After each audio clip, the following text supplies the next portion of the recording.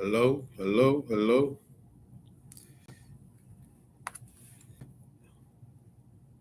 hello.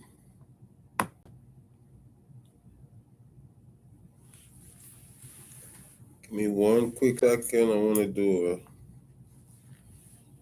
a check on the audio.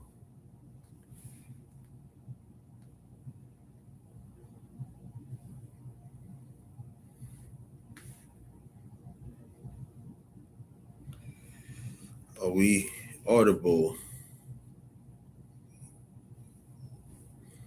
All right, so we're good to go.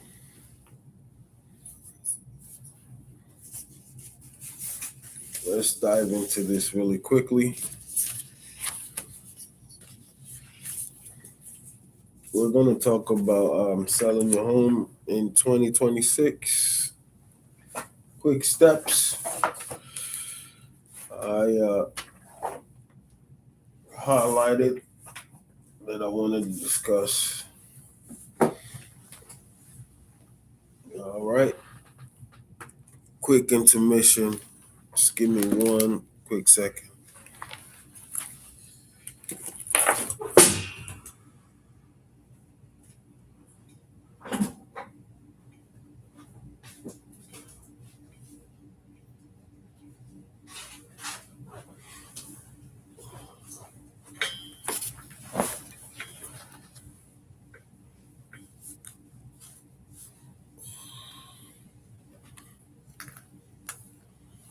All right, let's get to it.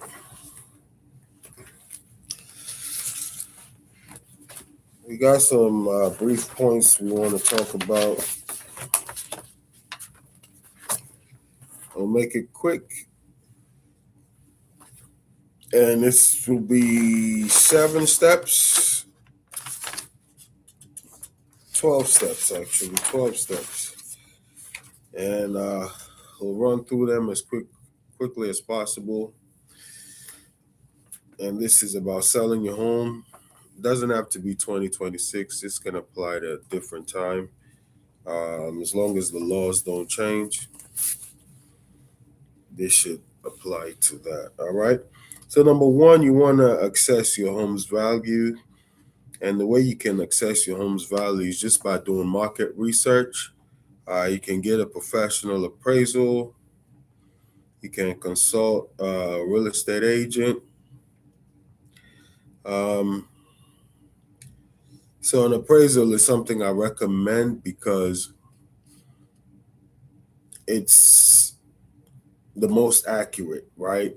Um, you can also get a CMA, comparative market analysis, from a real estate agent. You can do some research in your area. So if you see your neighbor's house sold for a certain amount, you might be able to sell yours for something close to that.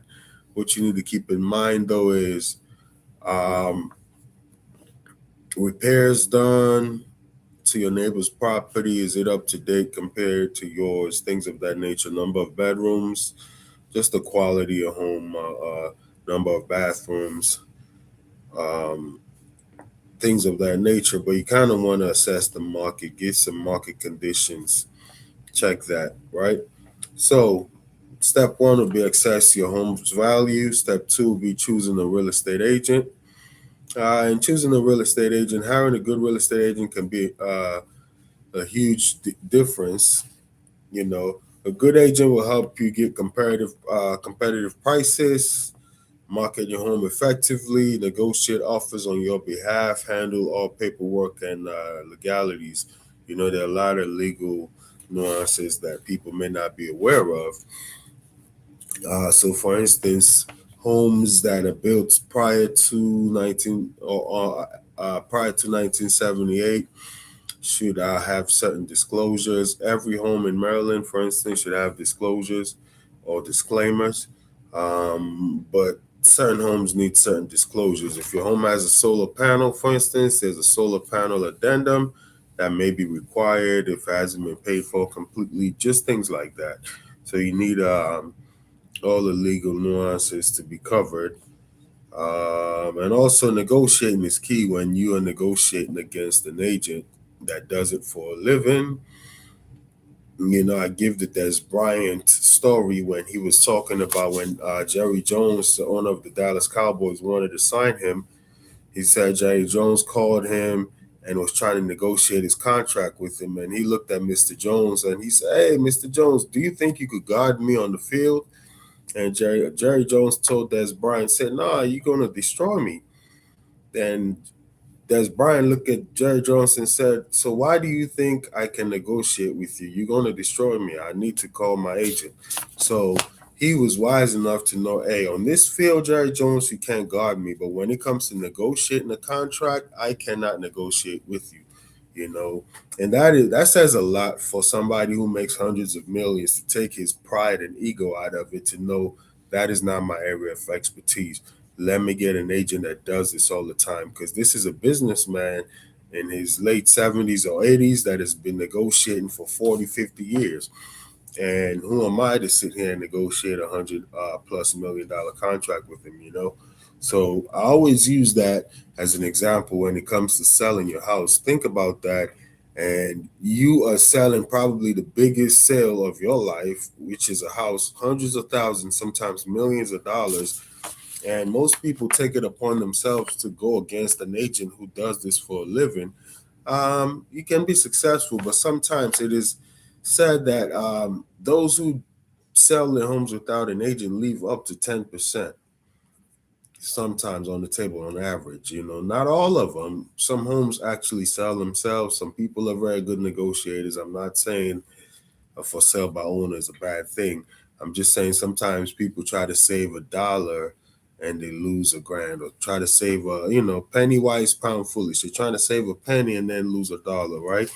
So I've seen that myself. I interviewed with a seller in Silver Spring, Maryland last year.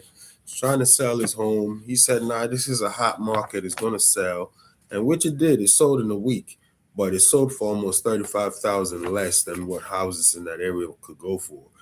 So he got a quick sale. He did it himself, but he left 35 grand on the table. What if he would have hired an agent? You know. Anyway, so hire a good agent that can have your back and prepare the home for sale. We're talking about decluttering the home, making repairs, staging the home, curb appeal. So when you're talking about repairs, I always talk to sellers or homeowners, try to touch up something in your house every single year. I'm a homeowner myself, and every year I try to repair something major, and everything else minor I just touch up, make sure I keep it up to date. If I add a fence this year, next year I might add flooring in the living room. Next time I get a chance, I might do the bathroom.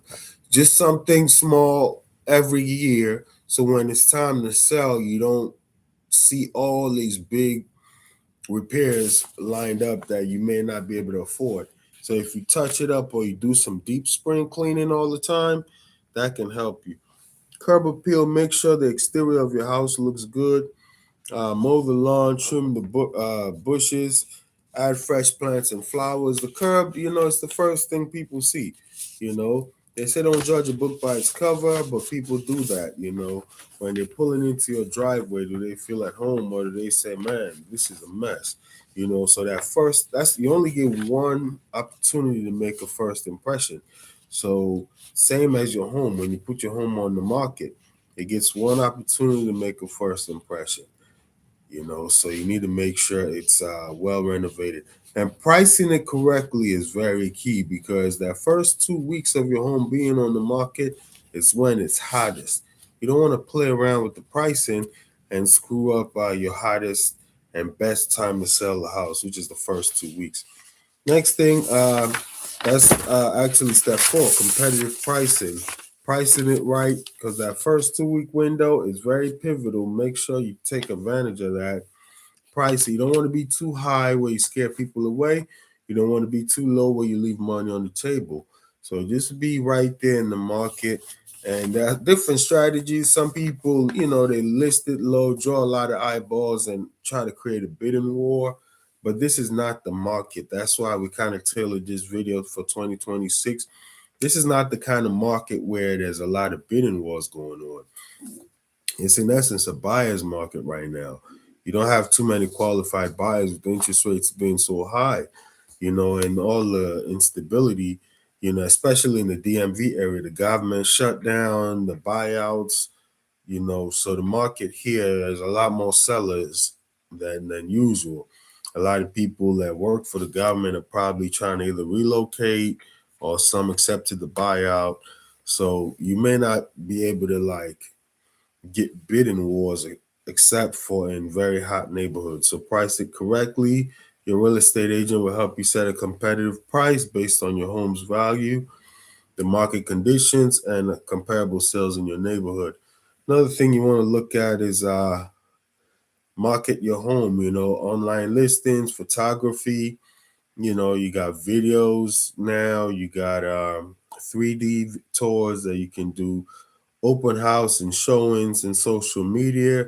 Some people are anti social media, some people are okay with it, but you just want your home to have maximum exposure. At the same time, you also want a really good agent that's going to control the crowd coming in. Certain dollar amounts, honestly, sellers don't allow people to come look at their house without a pre-approval letter.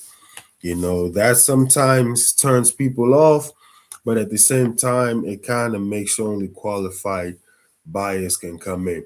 So people may see that as a bad thing, but I'll give you an example. There's this kitchen design center in Rockville, Maryland, where they do the first consultation for free, but your next consultation, you got to pay at least $400.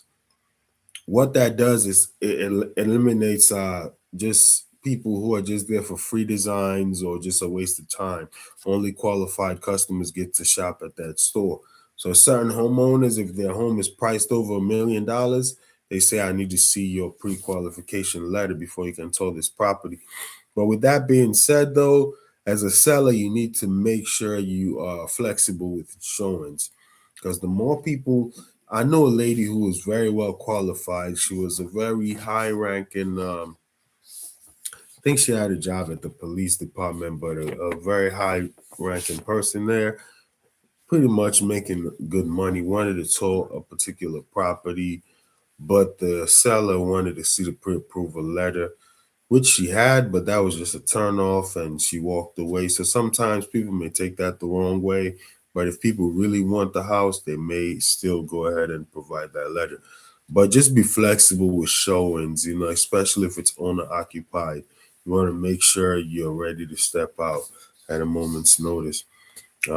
Photography, open houses, listing it online, definitely on the MLS. That's another advantage you get for listing it with an agent. They put it on the MLS where it instantly goes to multiple listing service. It listed in multiple websites automatically, such as Zillow, Redfin, Realtor.com, Trulia, and the MLS itself. All these channels get it, and also on the Realtor's website, it automatically goes to all these sites. But if you're doing it for sell by owner now, you got to kind of manually upload your listing to Zillow and then Redfin and all these different sites manually, which is still doable. It's just more work, right? Showing the home, step 6, be flexible with showings, as we talked about. Keep it clean, neat for showings. I've gone into some homes where it's a nightmare, a lot of clutter, a lot of mess.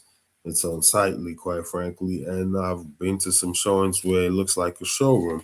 That's what you want your home to look like a showroom, when you're like a furniture showroom, when somebody's going to buy some furniture, right?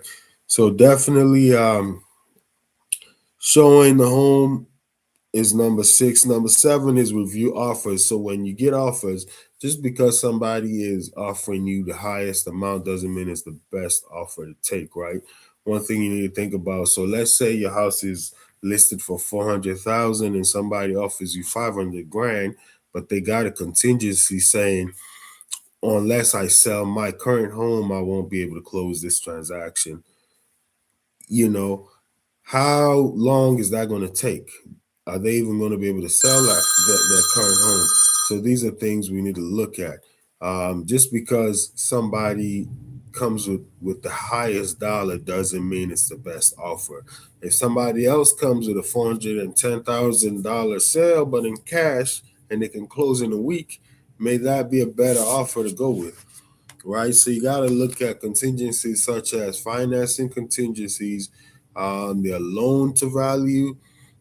How much money are they putting down on their loan? It kind of lets you know how good of a buyer they're going to be, right?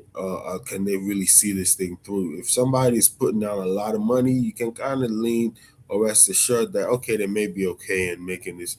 Doesn't mean that, FHA and first time home buyers that come in with a low down payment can't see it through. These are just things you need to watch out for.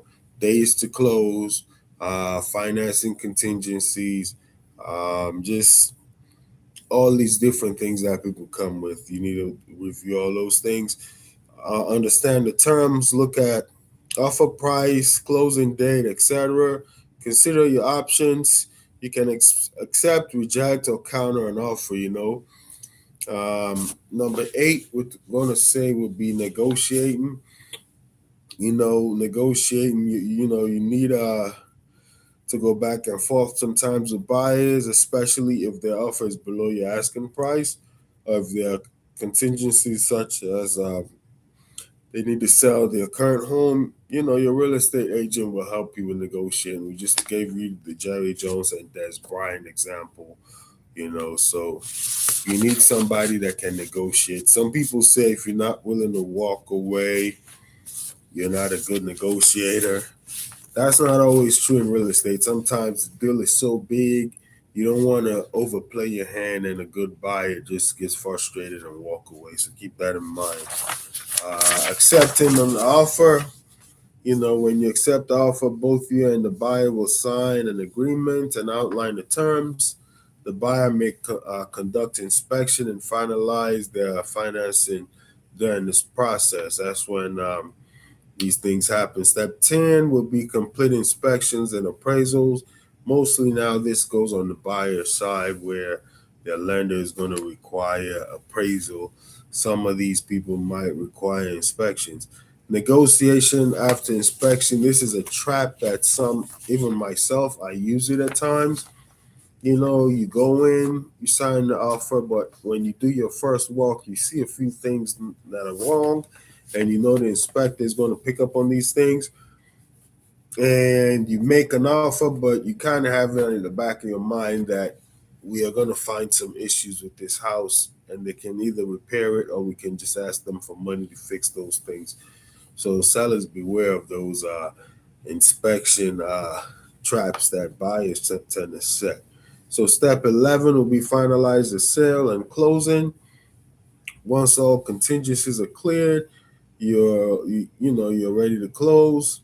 Paperwork gets signed, transfer of ownership. Pay closing costs. The buyer pays the closing costs. You get paid. You walk away. Step 12 will be moving out. Remove all personal belongings. Clean the house for the new owner. Leave any agreed upon appliances or fixtures. So that was quick and fast. And we're just going to reiterate the steps real quick to wrap it up. Step 1, assess your home's value. Step 2, choose your real estate agent. Step 3, prepare the home for sale. Step 4, set a competitive price. Step 5 will be marketing the home. Step 6 will be showing your home. Step 7, review offers. Step 8 will be negotiating. Step 9 would be accepting the offer. Step 10, complete any inspections and appraisal, which is done on the buyer side. Step 11 will be finalizing the sale. Step 12, you move out. Well, that was a quick summary of how to sell a house, step-by-step guide. I'll leave my link in the description down below. Make sure you like and comment down below. And if you're looking to sell your home in the DMV, my information is down there as well. Thanks for watching.